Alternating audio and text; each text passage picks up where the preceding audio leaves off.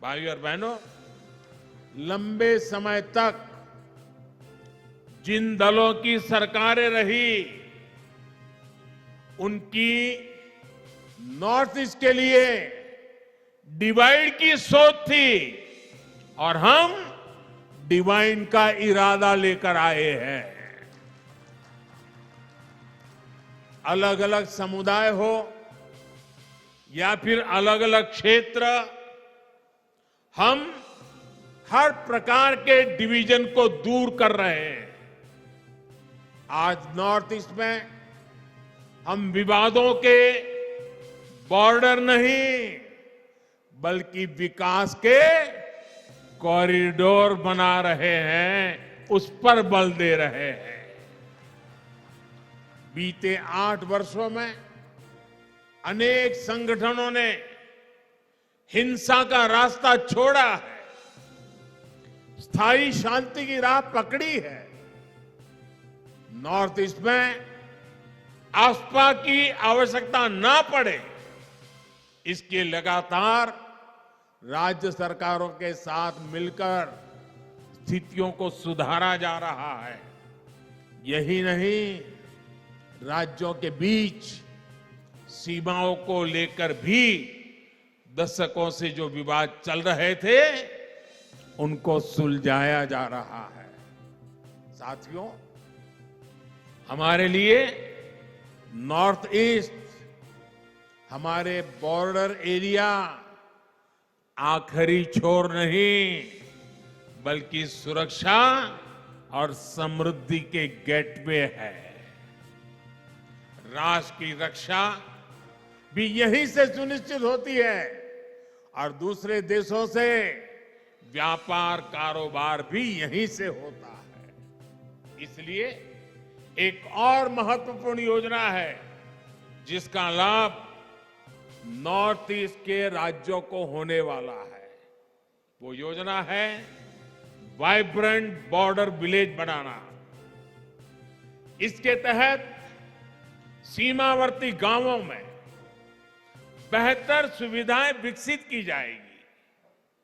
लंबे समय तक देश में ये सोच रही है कि बॉर्डर एरिया में विकास होगा, कनेक्टिविटी बढ़ेगी तो दुश्मन को फायदा होगा, ये सोचा जाता था। मैं तो कल्पना भी नहीं कर सकता हूं, क्या ऐसा भी कभी सोचा जा सकता है?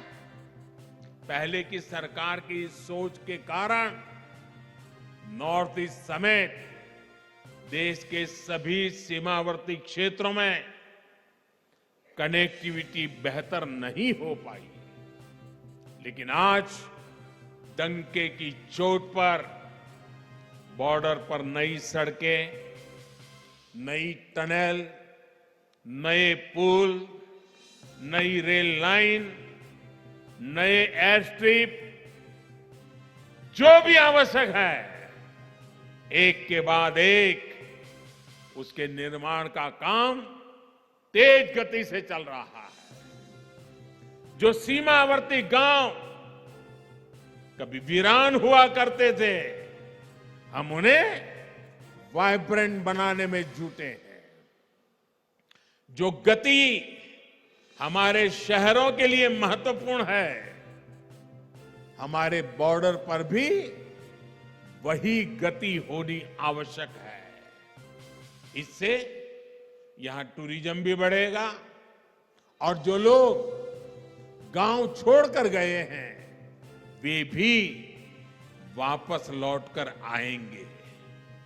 साथियों, पिछले साल मुझे वेटिकन सिटी जाने का अवसर मिला, जहां मेरी मुलाकात हिज होलीनेस द पोप से हुई। मैंने उन्हें भारत आने का न्योता भी दिया है। इस मुलाकात ने मेरे मन पर गहरा प्रभाव छोड़ा। हम दोनों ने उन चुनौतियों पर चर्चा की जिनसे आज पूरी मानवता जूझ रही है। एकता और समरसता की भावना से कैसे सबका कल्याण हो सकता है, इस पर एकजुट प्रयासों के लिए सहमति बनी। इसी भाव को हमें सशक्त करना है। साथियों, शांति और विकास की राजनीति का सबसे अधिक लाभ हमारे जनजातीय समाज को हुआ है। आदिवासी समाज की परंपरा, भाषा, भूषा, संस्कृति को बनाए रखते हुए आदिवासी क्षेत्रों का विकास सरकार की प्राथमिकता है। इसलिए बांस की कटाई पर जो प्रतिबंध था उसे हमने हटा दिया। इससे बांस से जुड़े आदिवासी उत्पादों के निर्माण को बल मिला।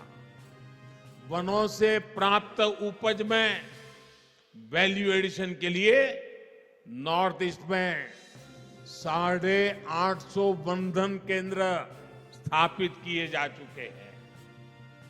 इनसे अनेक सेल्फ हेल्प ग्रुप जुड़े हैं, जिनमें अनेक हमारी माताएं बहनें काम कर रही है। यही नहीं, घर, पानी, बिजली, गैस जैसे सोशल इंफ्रास्ट्रक्चर का भी नॉर्थ ईस्ट को सबसे अधिक लाभ हुआ है। बीते वर्षों में मेघालय में 2 लाख घरों तक पहली बार बिजली पहुंची है। गरीबों के लिए लगभग 70,000 घर स्वीकृत हुए हैं। लगभग 3 लाख परिवारों को पहली बार नल से जल की सुविधा मिली है। ऐसी सुविधाओं के सबसे बड़े लाभार्थी हमारे आदिवासी भाई बहन हैं। साथियों, नॉर्थ ईस्ट में तेज विकास की ये धारा ऐसे ही प्रवाहित होती रहे, इसके लिए आपका आशीर्वाद हमारी ऊर्जा है।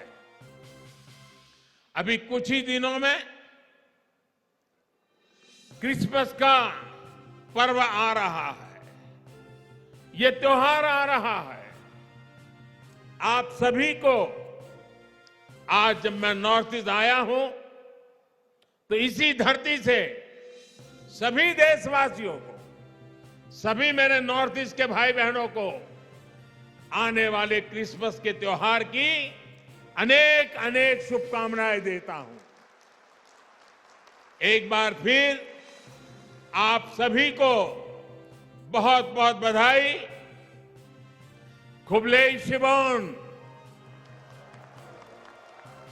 मितेला।